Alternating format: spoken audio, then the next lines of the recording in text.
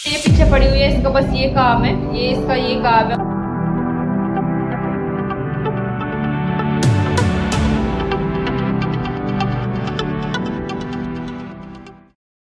Hello everyone, Radhe Radhe.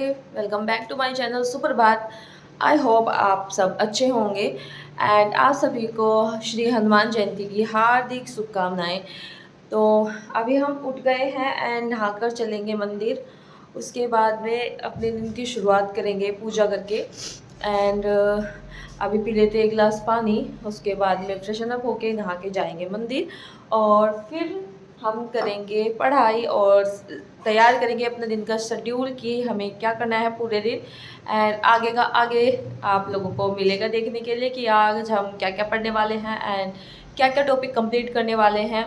तो बने रहिएगा हमारे साथ एंड बस अब चलते हैं मंदिर। पहले पियेंगे हम थोड़ा सा पानी।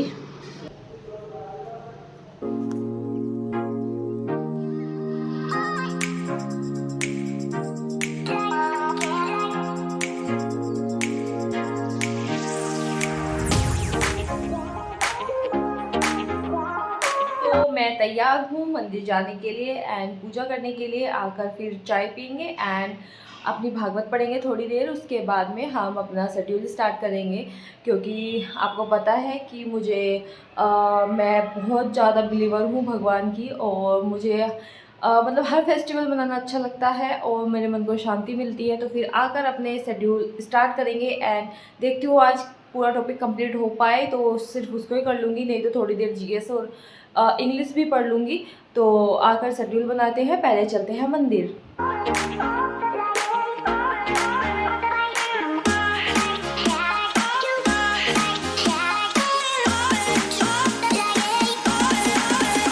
पूजा एंड ऑल सब खत्म हो गया है बट अभी हमें आज काम भी करना है क्योंकि सारे कपड़े वगैरह खुद ही हमें धोने पड़ते हैं। तो मेरे ना लास्ट 7-8 दिन से कपड़े जुड़े हुए हैं तो वो धोने हैं एंड फिर उसके बाद में लंच बनाना है। तो आज थोड़ा सा काम भी दिखाएंगे कि मैं काम भी करती हूँ, घर की सफाई भी मैं करती हूँ। जो ये पीछे पड़ी हुई है इसका बस ये काम है, ये इसका ये काम है और इसका कोई काम नहीं है इसे सिर्फ लेटने का काम है। तो इसके और मेरे पूरा बाल्टा भर के कपड़े हो रखे हैं। तो अभी हम धोएंगे और फिर लंच बनाएंगे। उसके बाद में हम पढ़ने पड़ेंगे और हम 10-12 घंटे फिर भी पढ़ ही लेंगे क्योंकि हम में है दम, हमें बाजीराव सिंघम। आफ्टर लंच हम आ गए अपने टेबल पर जो हमें सुबह से चीख चीख कर बुला रही थी कि आप बहन पढ़ ले प्लीज पढ़ ले। तो अब हम आ गए पढ़ने के लिए। खाना सच में बहुत अच्छा था क्योंकि आज जगह जगह भंडारे चल रहे थे तो आज हमें मन करा कि हम भी कुछ खाए, भंडारा हमें मिला नहीं था तो इसलिए हमने घर पे ही बना दिया।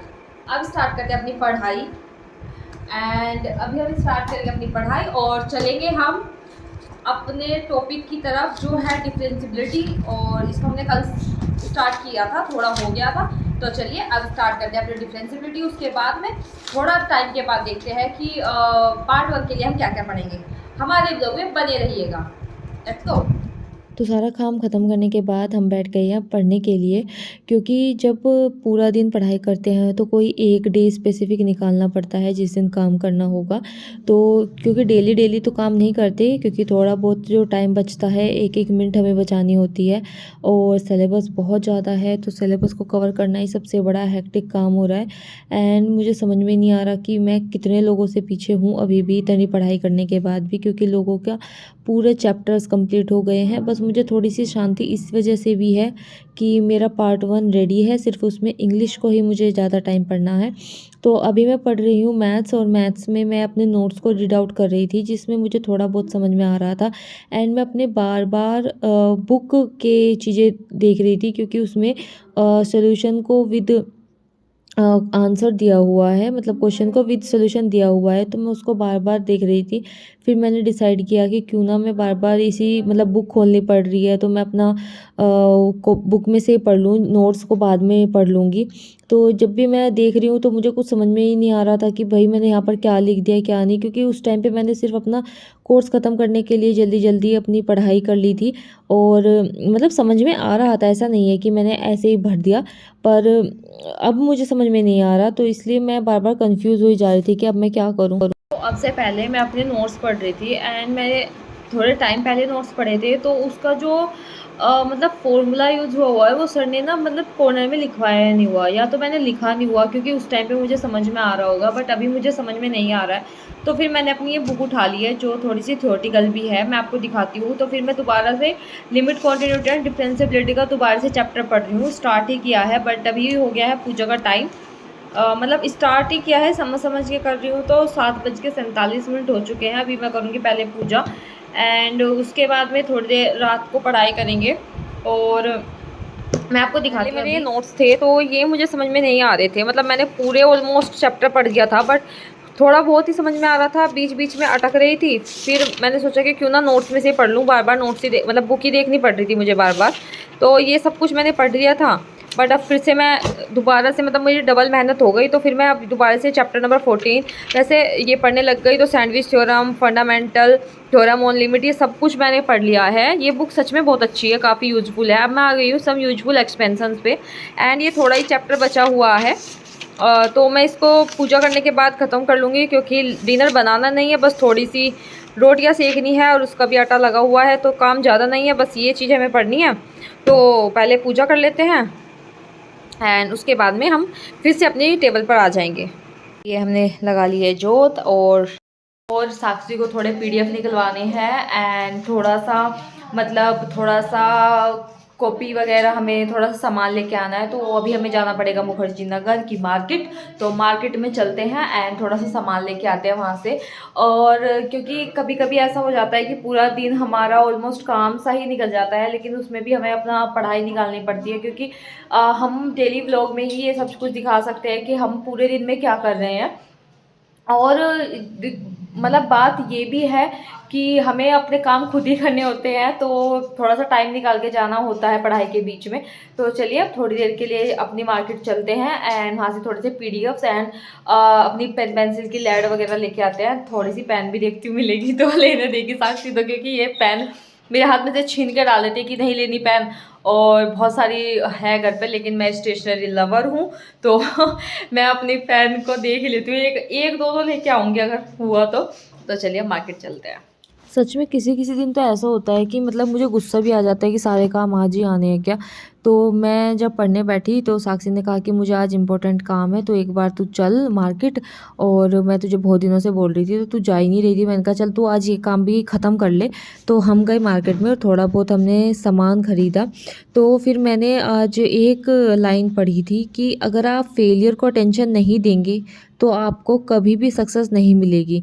तो इसका मतलब ये है कि आपको लास्ट जितने भी आपने एग्ज़ाम्स दिए हैं उनसे आपको सीखना होगा, और उसके मतलब आपने उसमें क्या गलती की है और क्या चीज़ आपको सुधारनी चाहिए थी वो आपको समझना होगा, तभी आप सक्सेस की तरफ बढ़ेंगे। तो यहाँ पर मैंने मैथ्स को रख दिया था और मैंने चलाया अपना स्लोट इंग्लिश का, और इंग्लिश में है वीक 4 में वर्ब। तो आज हमें चैप्टर पढ़ना होगा वर्ब का। बुक तो मैं नीतू मैम की यूज़ करती हूँ एंड मैं इसी में से पढ़ती हूँ। तो अगर आपके पास इंग्लिश का कोई सोर्स नहीं है तो आप इंग्लिश के लिए नीतू मैम की वॉल्यूम 1 ले सकते हैं, एंड इंग्लिश की ही नीतू मैम की वो कैब भी आती है, आप उससे भी पढ़ सकते हैं। बहुत अच्छी तरीके से इन्होंने दिया हुआ है इसमें, और बहुत मतलब अगर आप बिगनर हैं मेरी तरह इंग्लिश के लिए तो आपको अच्छे से समझ में आ जाएगा। तो यहाँ पर मैं वर्ब के थोड़ा बहुत जो हेल्पिंग वर्ब है, ऑक्सिलरी वर्ब्स है, वो याद कर रही थी कि क्या क्या होते हैं, मॉडल्स क्या होते हैं। तो अभी मैंने ये शुरू ही किया है एंड मुझे पता चला कि एक बेसिक होता है एंड एक एडवांस होता है। एक बेसिक वर्ब होता है, एक एडवांस वर्ब होता है।